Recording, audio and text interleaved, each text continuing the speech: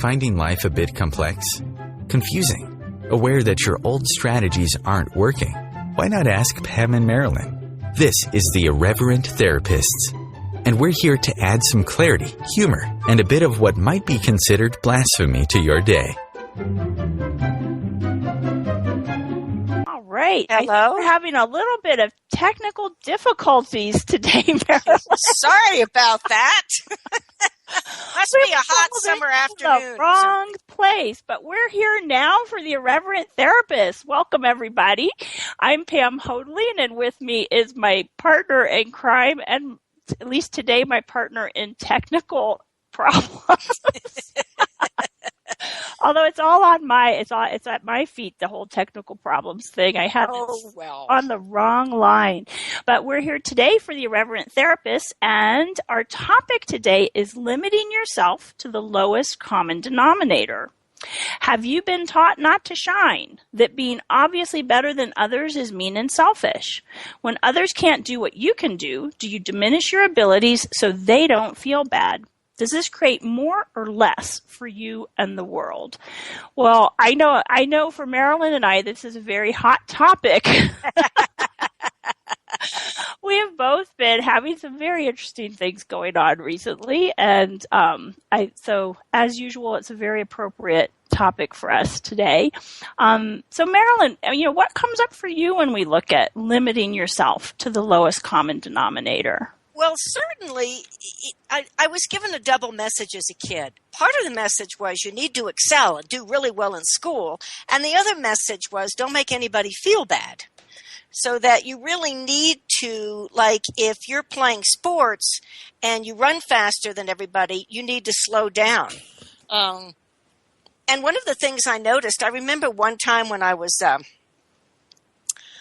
playing softball. I was in the 5th grade, and somebody, this was totally accidental, but somebody hit a fly ball, and I caught it, and it was the out that made us win the game. And people were not all that happy with me. Some people were, and but other people were like, oh, you think you're a big shot. So it was not only the message that I shouldn't make people feel bad, it was also the message that if you do, and that was not necessarily my natural talents, but there have been other things. If you do let yourself shine, you're going to get cut down, or you're going to be the target for some very unhappy people.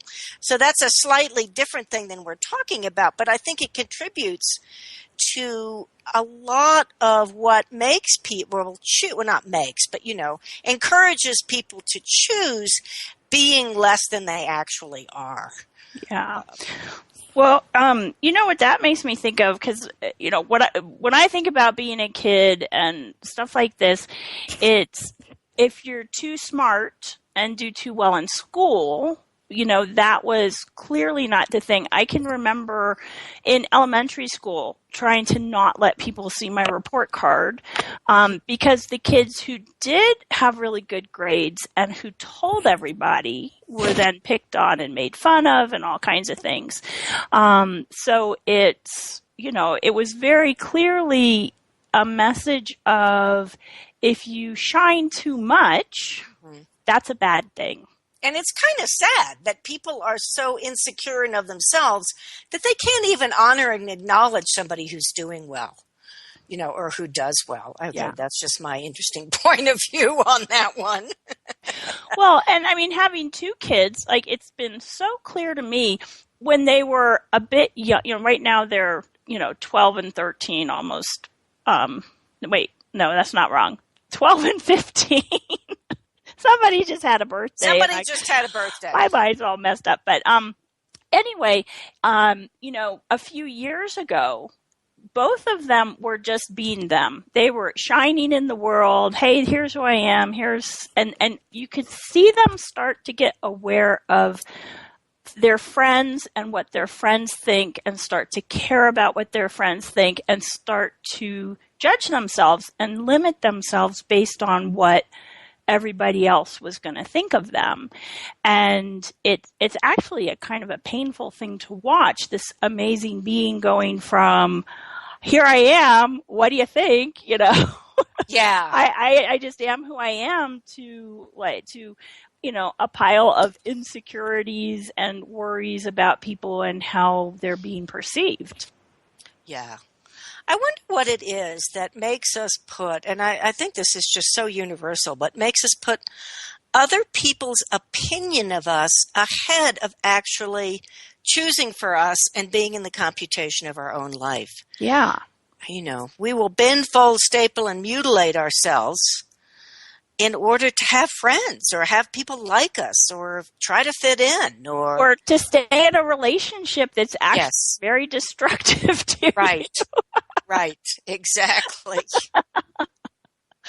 Yeah, I know. It is. It's like so Marilyn, what does make us go to that space of putting everyone else? I mean, because there's consideration and being aware of what you're creating and aware of other people and what it's creating, and kind of having all that in your universe as you make choices. That's very different than what we're talking about, this cutting off yourself and diminishing yourself and trying not to be as great as you be, and so that other people don't feel bad or whatever it is you've got going on. It's like that's a very different thing, that not allowing yourself to be part, it's to be considered anything, that you're always putting everybody else first.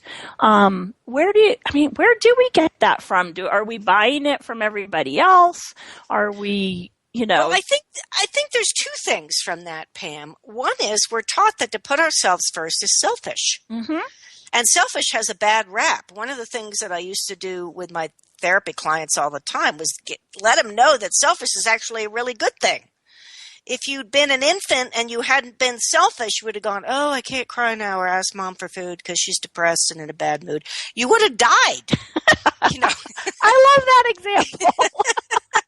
But we're not willing to do that. We're told, oh, you're just being selfish. And what most people mean by selfish when they're accusing another of being selfish, and remember, what you accuse people of is what you're doing, is you're not meeting my needs and acting in the way I want you to act.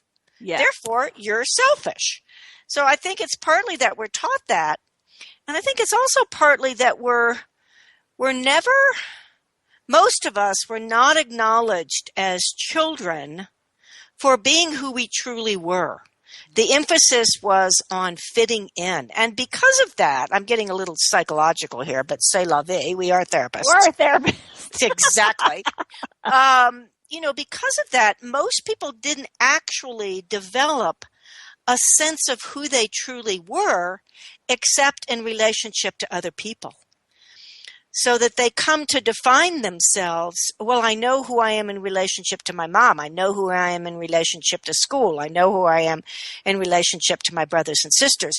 But put them on their own and they're like, My sense is that's why so many people are afraid to be alone, to live alone, to go to the movies alone, to do anything alone, because they actually don't have a sense of self, a sense of being, a sense of presence that exists unless they're referencing somebody else. Wow, you just kind of blew me away. Oh, good. How does it get any better than that? Because it's something I'm aware of, but I've never heard it put into words that way. Mm-hmm. And it really, yeah. Yeah. And it's kind of sad. Well, and it's, oh God, to me, it's beyond sad. It's like what we do to ourselves and other people. Yeah. And to other people. Yeah, because it's like, like you said, selfish isn't a bad word. It gets a bad rap. What I've found in my life is when I am truly taking care of myself and including we talk about include yourself in the computation, right? That I'm not only referencing everybody else. I'm aware of everybody else. I'm aware of what I'm creating with them, but I'm truly including me in all the choices I'm making. When I function from that space, it's better for me and everybody else around me. Well, maybe you could say something more about that, Pam, because I think that people really don't get that. I realize we're getting close to break, but just this idea that when we actually are in the computation of our lives, that it is better for everybody else. Yeah, actually, last week was a perfect example. Thank you, Marilyn, for facilitating me last week when I really needed it. I'll see, maybe I can start in on this. We do only have about 45 seconds before the break. But, what I created, I started to say what happened to me last week, but it didn't happen. I created it because I chose to put everybody else and everybody else's needs and everybody else's wants and desires and what they thought I should be ahead of me and what I knew and what worked for me. And I managed to create me being something of a mess, trying to look at, I had like so many different things going on and what it felt like people pulling on me. This is pulling on me in this direction and this direction. So when we come back, what I'll do is actually give you guys more details about what it is I'm talking about and how Marilyn helped me get out of that to see a different possibility. Yippee! So more on that when we come back, everybody.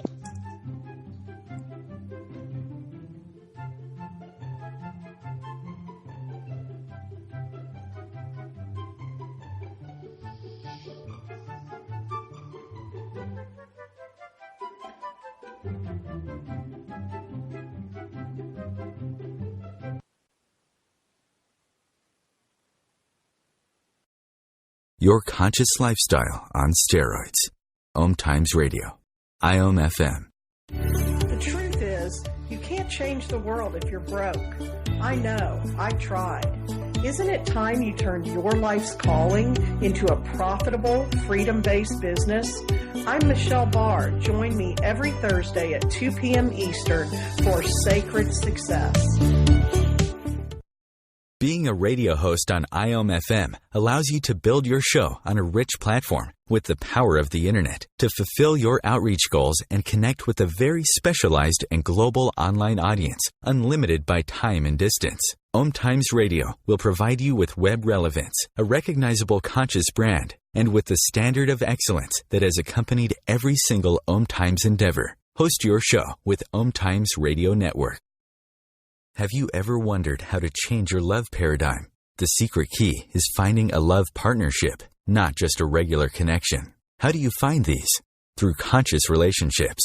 Ascending Hearts Dating is a dating site for people like you that believes in second chances and a different type of spiritual connection. Try Ascending Hearts for free today at ascendinghearts.com and change your love paradigm. Ascending Hearts, the premier dating community for the spiritually awake. Evolution is where sexuality and spirituality meets. Join me, clinical sexologist Martha Tara Lee, on Eros Evolution on Thursdays, 4 p.m. Eastern on OMTimes Radio. The cutting edge of conscious radio. OMTimes Radio. IOM FM.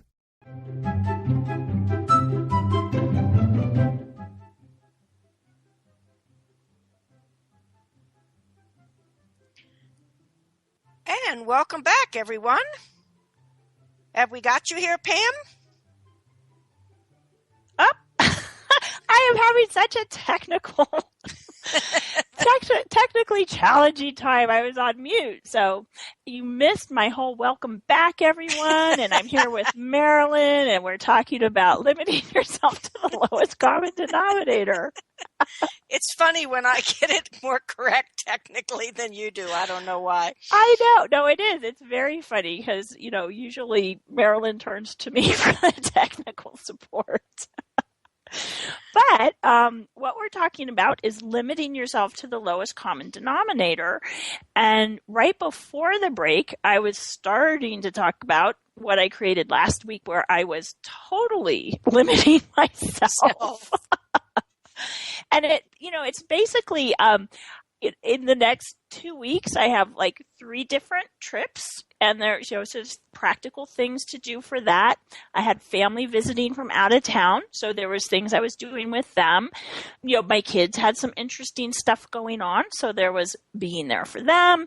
There was a couple of friends I was going to get together with, and some fun things I was planning to do for my weekend, which, you know, I was suddenly like, oh my goodness, I don't even want to do these fun things because it's like, Right. just let me be by myself.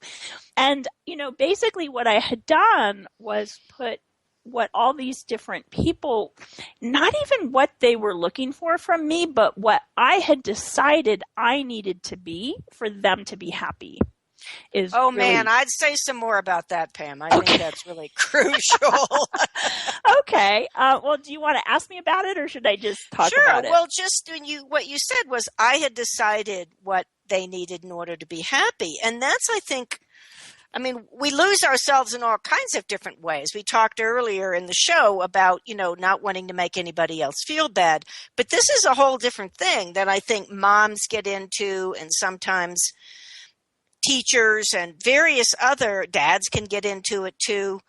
But this whole idea that you're in charge of other people's happiness, and in order to do that, you need to lose yourself.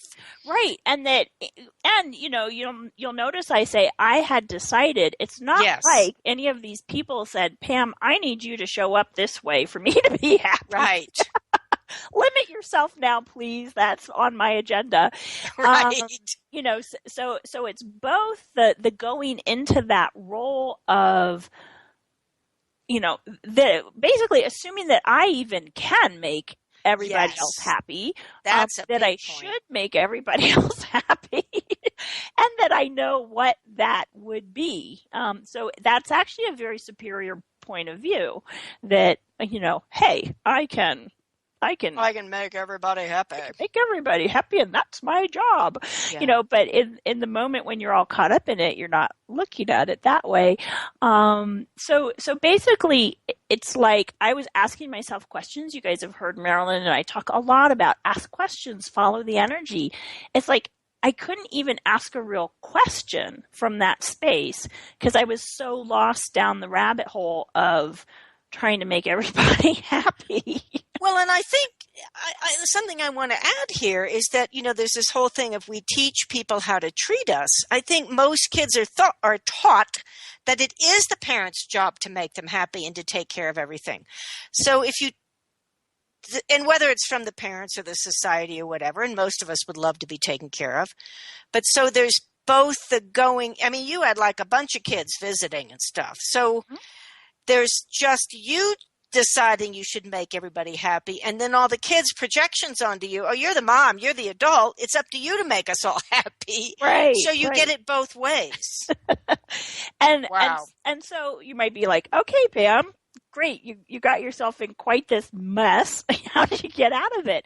And it's basically, you know, I called Marilyn asking her for some facilitation, which, by the way, Marilyn is a brilliant facilitator, and if you ever want to experience that firsthand, get a private session with her. So, you know, basically, and to me, I was calling her to help me sort through all the, well, if I do this, then this, and then what about this, and blah, blah, blah. And what she very quickly, you cut to the chase of, Pam, where are you in this? Where did you go? You've disappeared completely. And once I had that awareness, it was like, oh yeah, how can I ask myself questions if I'm not even here? Because I've so limited myself that I'm not even being me. You know, so basically, once I had that awareness of how much I was disappearing trying to make everybody else happy, then I could be like, oh, what actually works for me? Well, I'm going to change this. I'm going to cut this thing out. I'm going to not do this. I'm going to do more of this. And suddenly what had seemed like 2 weeks of, I don't even want to go anywhere or do anything because I don't want to deal with all this crap, was I'm creating what I would like the next 2 weeks to be. And I'm creating it in a way that works for me, that I'm excited about it, that I feel like creating, that, you know, I'm a contribution to things. I'm not limiting myself and cutting myself off. Cool. Very cool. Yeah. And I think that, one of the things that keeps people from doing that is a lot of people don't even know how to be in the computation of their life. One of the reasons they go down to the lowest common denominator is they just go on autopilot and do what everybody else is doing, and they don't have to really be alive, and they don't have to be challenged, and they don't have to face, oh my gosh, if I were actually choosing for me, what would that look like? Yeah. I think it's very frightening for some people. Well, and I'm so glad you brought that up, because to me, another piece of that is if you're so focused on referencing everybody else for everything, you don't know what you want. You don't know what you'd like to create. You can ask someone, well, what would you like this relationship to be? And they're like, I don't know. I'm just kind of going with what everybody else goes with. I'm not thinking anything else is possible here. I'm going with the lowest common denominator. We should probably say, what is the lowest common denominator? Yeah, I think that's a good plan. I just realized not everybody might know that. So it's an expression from mathematics. It's like if you've got, these fractions, and, the lowest common denominator is the smallest number that they kind of all have in common as multiples. And if you don't know math and you're going, what's she talking about? Don't worry about it. But basically it's a way of saying, say you have someone who's this like amazing creative, being, and you have somebody else who you've got a bunch of other people who are just like choosing not much. The creative one's going to go down to the lowest common ground that they all have, rather than excelling or shining or standing out from the crowd, is basically how I'd put it. It's that we tend to go to where everyone else is, rather than choose what really we are and what works for us in all kinds of ways. Yeah, and it reminds me, sometimes we have more choice than others. It reminds me of when I was interviewing this teenager and who basically had defaulted to smoking dope. He was brilliant. He says, look, Marilyn, we go into school and we say, well, teacher, could we do this? And could we have this? And what if we just got everybody together and we created these projects? And the teacher's like, no. What we do in here is we read the textbook and everyone takes the multiple choice test. Mm-hmm. And people get really discouraged even from trying to be creative, from trying to find outlets for their creativity. Yeah. Well, one of my kids in 5th grade had a teacher. You could not ask questions unless it was question time. So, oh my Lord.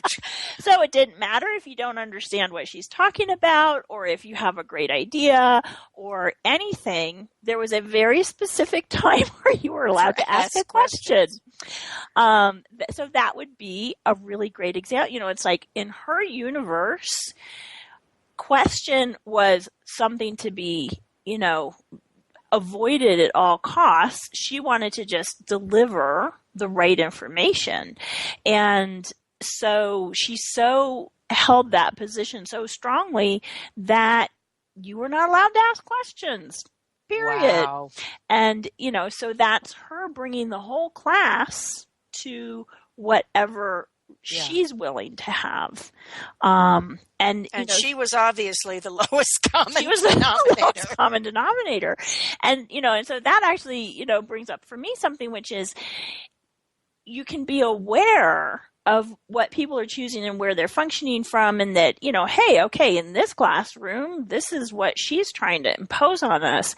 It's your choice whether you do limit yourself to that or whether you choose greater. So, for example, my kid, what we would talk about is how interesting it was that she had all these rules, and, how else, what could he do, like write his questions down so that he could get them answered later by anybody, even if she wouldn't, but that you don't have to, it's always your choice.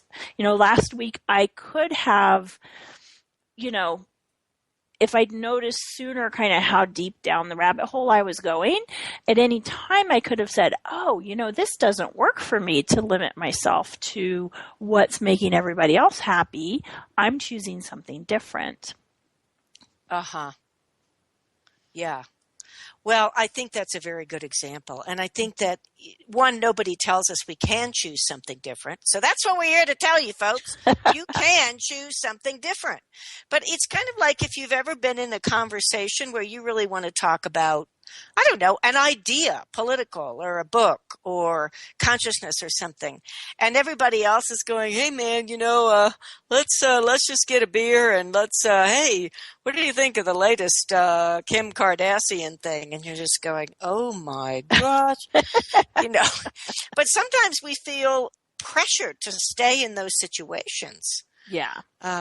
It's just like, I know when I visit my mother, and I know what I'm getting into at the time, but she lives in this retirement home, and basically the conversation, and it's a nice place, but the conversations around dinner are, Dale, did you hear that Sally slipped and fell? And I don't know, Jim's been in the hospital, and it's just by the end of it, I'm like, nice. It helps me kind of lose my appetite. But, other than that, it's just like sitting around and listening to this. I would not do it if I were not visiting my mother. And, right. I know we're going to break here, so. Yeah, so here comes our music. Should be in just a second or two. There we go. So we will be back in just a few moments to talk more about limiting yourself to the lowest common denominator. And this time, I will come back on time.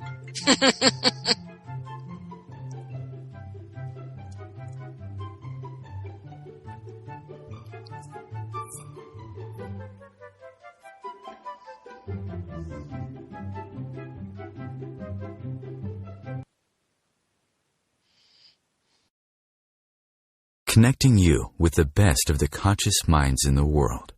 OMTimes Radio. IOM FM.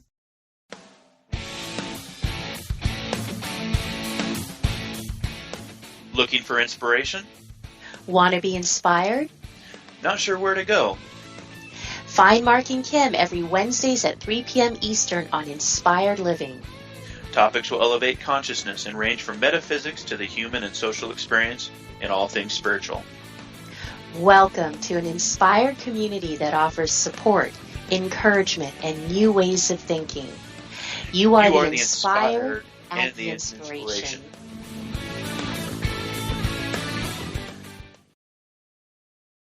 Host your show on IOM FM, the radio network of OMTimes Media, one of the more recognized brand names in the conscious community, and is backed by the extensive marketing reach of OMTimes. Hosting a show on IOM FM immediately connects you with our extensive dedicated community. What if business could be fun? What if business is the adventure of living? What are you choosing? Where do you do business that makes it easier, more fun, or more joyful for you? We'd love to see where you do business. Connect with us on Instagram at Joy of Business or Twitter at Joy of Business, and share your pictures with hashtags BusinessDoneWhere and Joy of Business. Let's change the world with business. Do you have time to read that inspiring book or that blog post you've been meaning to get to? In your busy world, how do you improve yourself and keep your life going? I'm Lisa Kay, and my Between Heaven and Earth radio show can transform your life just by listening. Be uplifted with inspiring topics, positive stories, and ideas that really work. Between Heaven and Earth Radio is conscious living for your soul, every Wednesday at 4 p.m. Eastern Time. Feed your soul with waves of consciousness on OMTimes Radio.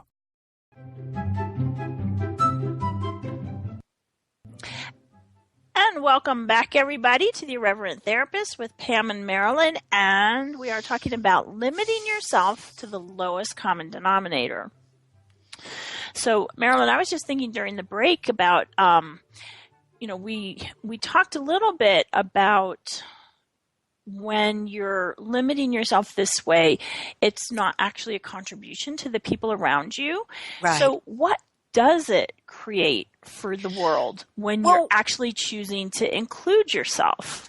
It makes me, I'm going to start out with a story that I heard from Simone Milasas, who has the Joy of Business show on OMTimes. It's an awesome show. But she was talking about how once she was on a flight, I believe it was to Costa Rica, and it was a flight that a lot of people from Access were going to be on because we're all the day before the class started down in Costa Rica. And she was in business class.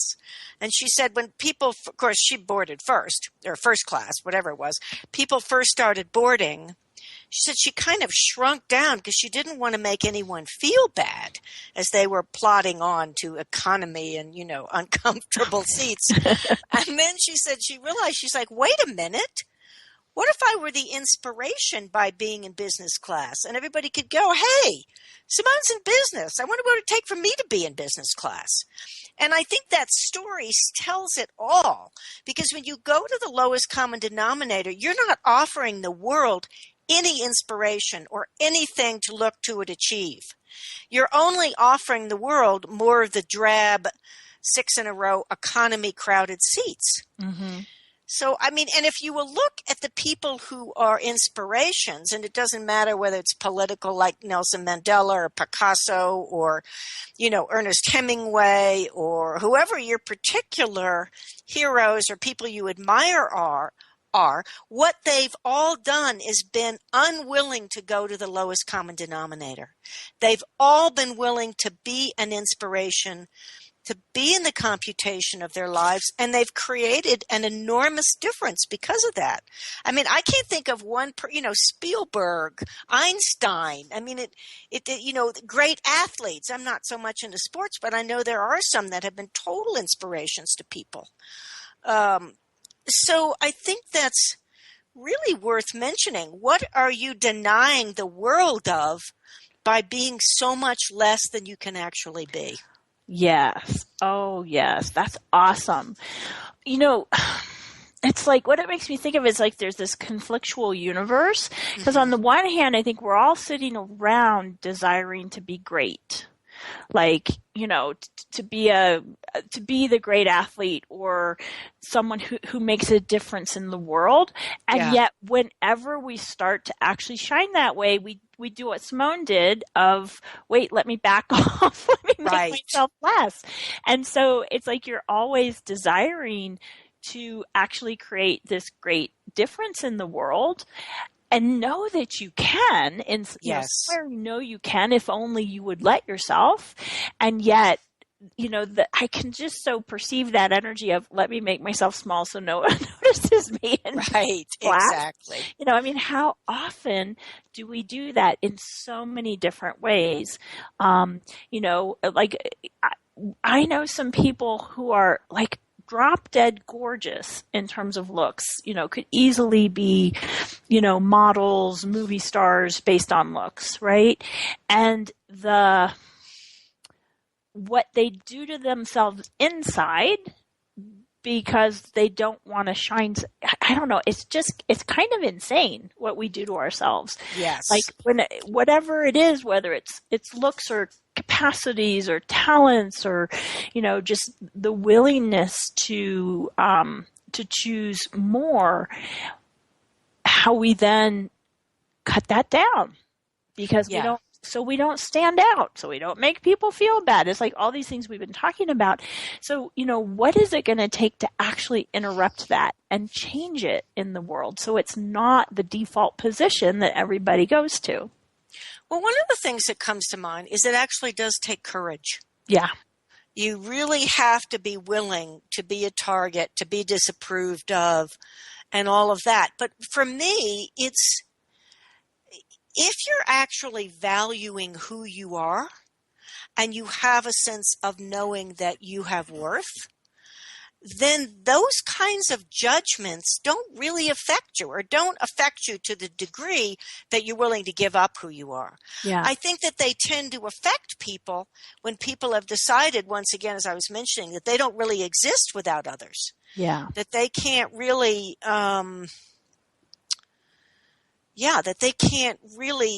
have a life or be anyone unless they, well, here we go, unless they get somebody else's approval.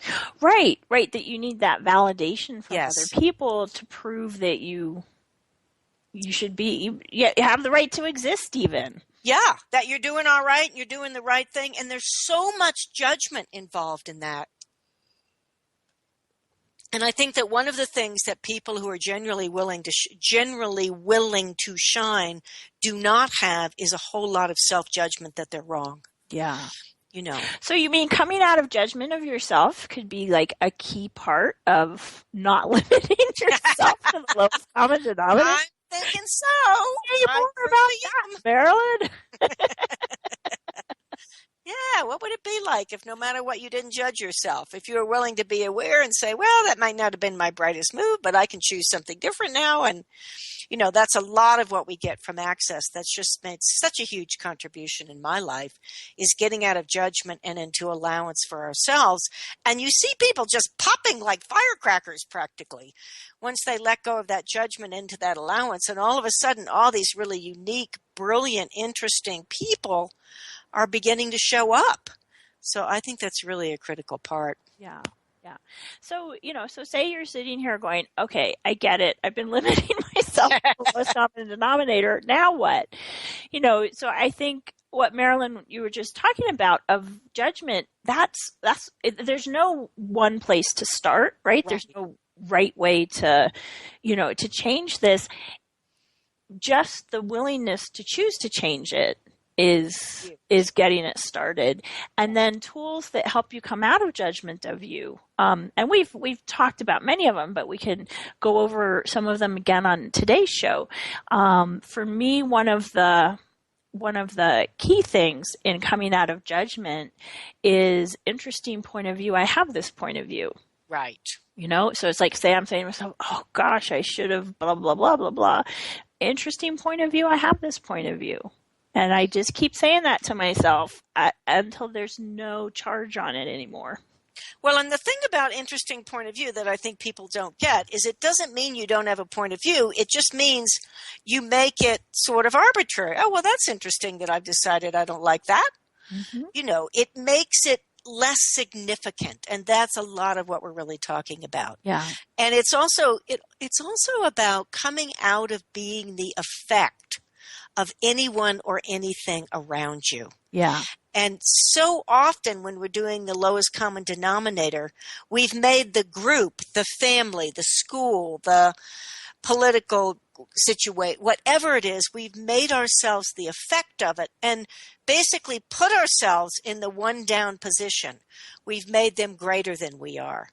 And when you make yourself the effect of something, you can never shine. Yeah. You know, because they're always there looming over you. And canceling out whatever you are. Exactly. And telling you you're wrong. Yeah. Yeah. Yeah, it's really kind of sad. Well, yeah, and to me that interesting point of view, it takes something that's very solid and real. Like, say I have the point of view of, you know, I never do enough, right? Yes. Then so that when I'm really believing that and think that's how I am and judging myself that way, I've made that very solid and real, and it's hard to change anything that's solid and real. And the more I go, interesting point of view, I have that point of view, I don't ever do enough. You know, right. It's just a point of view. It makes it less real and solid, and so easier to change, because if it's just a point of view, well, there's 20 million other points of view I could have. What do I choose to have? Yeah, and everyone can see that it's arbitrary. It's not a true. It's just one way of looking at things, and there are 85,000 other ways of looking at things. Yeah. So I think that's an absolutely wonderful tool. And you can use it like things you were talking about earlier. Interesting point of view. I have the idea that I need to make everybody happy. Yeah. Yeah. Interesting point of view that my mother thinks, or my father thinks, or my sister thinks, or my husband or my wife thinks that I'm here to save them or to answer to their every whim. Wow, that's amazing. And then you can also add to that, I wonder what else I could choose. Yes. Yeah. And that begins to open up possibilities, I think, for people. Well, because like when I called you last week, I'd say the the primary thing in my head that I had going on was I would have said, I'm feeling overwhelmed. Right? Mm-hmm. So I can say, oh, interesting point of view. I have the point of view that I could be overwhelmed, let alone feel overwhelmed. And it creates the space for knowing that, well, gosh, I can actually handle all kinds of things. And there's nothing that's too much for me. And it gives me the choice of what do I choose to put my attention and energy into. And it just changes the whole dynamic. It totally changes the whole dynamic because you take yourself out of, it's almost like we get stuck in these little, they could be not game shows, but what do they call? Oh, soap operas. Yes. Or sitcoms where everybody's in a role and everybody knows what they're supposed to say and you can predict everything. And that's actually exemplary of being in the lowest common denominator kind of thing. Mm-hmm. It's like this unwillingness and this fear of stepping out of character. And I think that's another thing. I think a lot of people actually make others' disapproval of them and their choices way too significant. And in fact, people use disapproval and judgment to control you. Yeah. And other people. Like if you're getting out of your hand, you're choosing too much. What do you mean you want to go to college out of state? What do you mean you want to get a job? What do you mean you're going to quit your job and go run a goat farm? You can't do that to me. So there's all this pressure to be what the other person wants. And if you don't do that, then there's withholding and disapproval and all that kind of junk. All that junk. And so on that note, we're going to go take our break. Another break. We'll be back in just a couple of minutes with the Irreverent Therapists.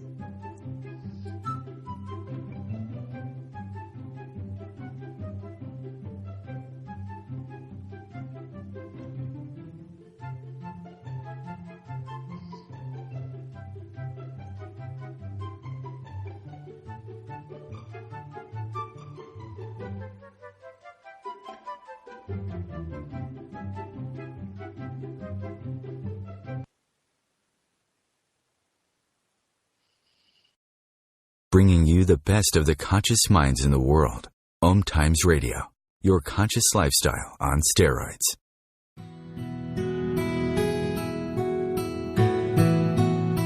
If you've ever said, I do want it all. I do want happiness. I do want love. And I do desire the happily ever after fairy tale life, then this show is for you.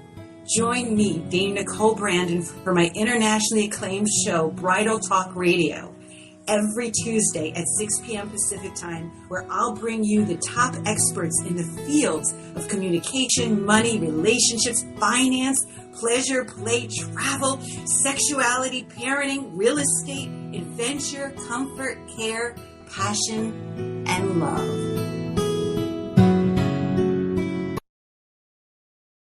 Being a radio host on IOM-FM allows you to build your show on a rich platform with the power of the internet to fulfill your outreach goals and connect with a very specialized and global online audience, unlimited by time and distance. OMTimes Radio will provide you with web relevance, a recognizable conscious brand, and with the standard of excellence that has accompanied every single OMTimes endeavor. Host your show with OMTimes Radio Network. As difficult as it is to believe, there are places in Africa where human traffickers sell albino children and their body parts for use in magic rituals. Humanity Healing International is actively working in Uganda to change this paradigm. The Albino Rescue Project finds albino children who are at risk and places them in safe schools and environments where they can learn and grow free from fear. To learn more or to sponsor a child, visit humanityhealing.org. Humanity Healing is where your heart is. Circle of Hearts Radio is a sanctuary on the airwaves. Join me, Grandmother Elia, in the circle on Sunday 2 p.m. Eastern as I share information to both enlighten and nourish your soul. Free your mind with OMTimes Radio, IOM-FM.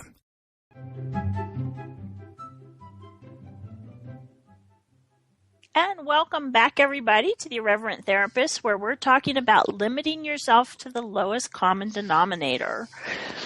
So, Marilyn, Well, one of the things that I was thinking about in that break is that funny phrase that we've all heard, which is don't go above your raisin, which, is not about a raisin sitting on top of a muffin.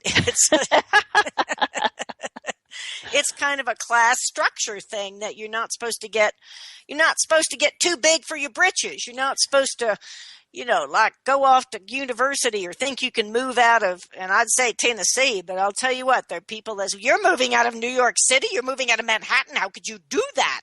Mm-hmm. There's a lot of pressure to not rock things, because here's the thing, and it's just sort of a little caveat, when you do start to move into truly being in the computation of your life and making choices that work for you, one of the things that's going to happen probably is that you sort of shine the light on where everybody else has limited themselves. You're not doing that on purpose.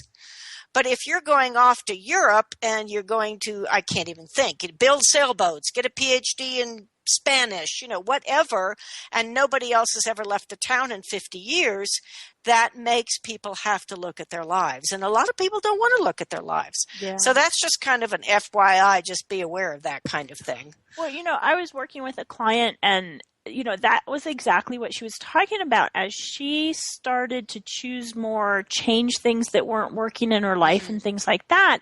Some of her friends really couldn't stand that. One actually said to her, I feel, when I'm around you, I see all the things I'm not changing. Wow. And, so she had to be willing to lose some of those friends who weren't willing to change too, because they felt bad being around her. Well, and that's it. People talk about, I have a fear of losing people. The people you will lose are the people who have no interest in truly being a friend. Yeah. Which is in truly supporting you and growing. And say, I think that's so cool what you're choosing. And then themselves saying, I wonder what I could choose. So if you lose people because you're truly choosing to move on and be who you are, they need to get lost anyway. And I know that's a little harsh. New people who actually do want to contribute to you and are happy that you're choosing more will start coming in because they're looking for that kind of energy. Yeah, I think that's a great point too. And here's the thing, that the people who are choosing more can actually come in if you're trying to hold on to the people who are choosing less and don't want you to change. Yeah. It's kind of like there's no space, there's no room for them. Yeah. So there can be a little kind of odd time there where there doesn't seem to be a lot going on in terms of friendships and people. But if you'll keep at it, I know from my own experience, you will be very rewarded with people who truly have your back, truly desire for you to grow. And if you said to them, you know what, I'm moving to Russia or wherever, they might ask a few questions, but if it was really light, they'd encourage you totally. Yeah. Well, and I think, we've talked about this, but I don't think we've actually said it this way. Being willing to be different. Yeah. When you're limiting yourself to the lowest common denominator, part of that is to not shine, to not be different, to not stand out, and we have all these different things that go around in our heads of why do that. I don't want to make people feel bad, or, we have all our crazy things that go around in our head. If you're willing to be as different as you truly be, because none of us is the same. Right? We're all unique. Absolutely. We're totally unique. And you do have capacities that are greater than someone else's. And you do have, ways of being that are totally different. And when you're willing to actually choose that, everything comes easier in your life. I think is a big point to make.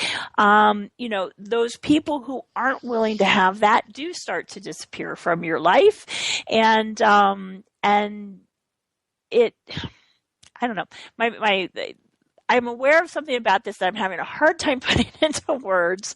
But being willing to be as different as you truly be can be a tremendously empowering and liberating choice to make. Oh, yeah. I mean, think of everybody's a weed, so you become a weed. Mm-hmm. What if everybody becomes a different flower that just blooms magnificently? Yeah. You know, and I was also reminded of this thing that I used to ask when I taught school. I used to ask the kids, it's like, what do you want to have on your tombstone? Do you want it to say, I always chose the lowest common denominator? Do you want it to say, I had no courage? My whole life, you know, my whole target of life was to fit in and be a nobody. Mm-hmm. I mean, it's not fun. That's the other thing. It's not fun. Well, I want to go. I love what you said. I mean, you just kind of tossed in that flower reference, but you know, it's like you don't go out in nature and see a field of wildflowers where there's all different kinds of green things and flowers and things like that, and go, oh my gosh, this is terrible that all these flowers don't fit together into some uniform way of looking. It's like you go out there and go, oh my gosh, this is amazing. Yeah. And yet when it comes to our interpersonal interactions and friends and coworkers and all of this, we have this tremendous drive towards uniformity and fitting in and not standing out and not being different. So, you know, how about if everywhere we've bought into that idea as being desirable, could we destroy and uncreate it times a godzillion? Absolutely. Right and wrong, good and bad, pod, poc, all nine shorts, boys and beyonds. And anything that doesn't make you willing to be as different as you truly be, would you destroy and uncreate that? Times a gazillion. Right and wrong, good and bad, pod, poc, all nine shorts, boys and beyonds. So if you're wondering what are those weird words I'm saying, it's called the Access Clearing Statement, and you can learn more about it at theclearingstatement.com. But basically, like, we're bringing up that energy of trying to fit in and be conforming and everything and blowing it out of the water with those clearings. Yeah. And one last thing, Pam, that just occurred to me. I think one of the reasons that sometimes people don't choose more is they don't really get that they have choice. They see things as black and white. Maybe they've tried to choose more in their job and they just got scapegoated. And they're like, well, I can't really leave my job because I can't, you know, I won't get another one and I don't know what else I could do. And they don't know that there actually are other choices, and that if they begin to ask questions, okay, what can I change here? What's actually going on here? What else could I be or do different that would create a different result? What would it take for me to be in the computation of my life and to have an environment, a work environment that was totally satisfying for me? Yeah. You know, you have to ask questions for things to change. Mm-hmm. I think that's something that a lot of people don't actually get, and one of the things that allows people to be stuck where they are. Yeah. Yeah. Well, and sorry, my brain just went to the show we're doing in 2 weeks, which is, it's called It's a Mystery, you know, and it's about, you know, where do you have to have things planned out, or are you willing to have some unknowns? I think, you know, one of the things people do is they don't think they can choose something until they know it's the right choice, or they know it's going to create what they've decided they need to create. Yeah. And what you're talking about is, no, don't wait around. Just choose. Ask yourself questions and create new possibilities and choose something different. Yes. And, you know, which is a whole lot more fun and a whole lot easier than trying to figure it out, get it right.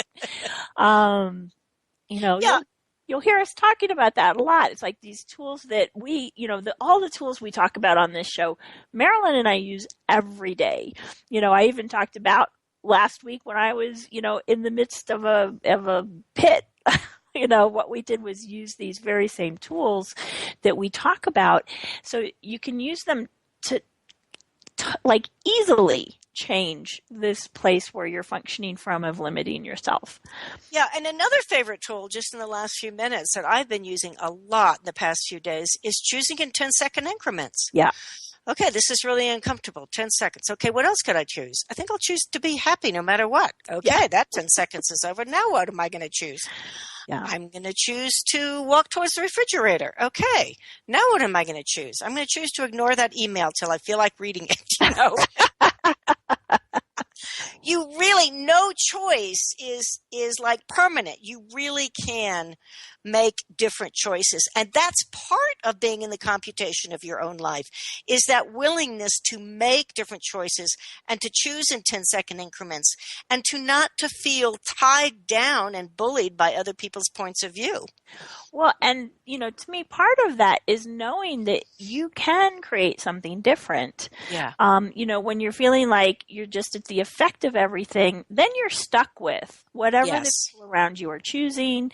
And, as you start using these tools, asking questions, living in 10-second increments, knowing it's an interesting point of view, it's not etched in stone, using the clearing statement, all of that allows you to know you can create the changes you're looking for. You can, you're not the effect of the world, you're creating your world. Yes, I like that. You're not the effect of the world, you're creating your world. Absolutely. Yeah. So next week, we're actually both going to be traveling. So we are doing a repeat on our show, The Secret of Kindness. So you can listen to that, but don't try to send us questions because we won't be able to answer them online. And then in 2 weeks, we'll be back live for It's a Mystery. So thank you, everyone. Have a great couple of weeks, and we will be back with you. Bye, everybody. Bye.